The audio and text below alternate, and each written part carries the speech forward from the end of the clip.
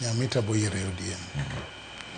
To party wa ok nyarumo nikech party leader ong'ero rengo.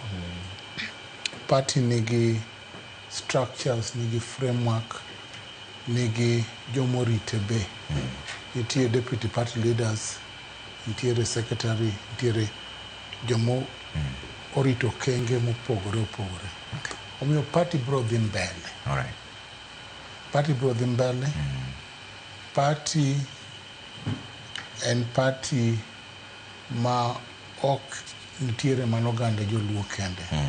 Nitie oganda mag jo Kenya te.